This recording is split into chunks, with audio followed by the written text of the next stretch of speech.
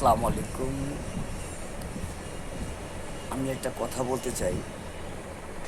দুনিয়াতে মা বাপ ছাড়া কি আমরা দুনিয়াতে আসতে পেরেছি?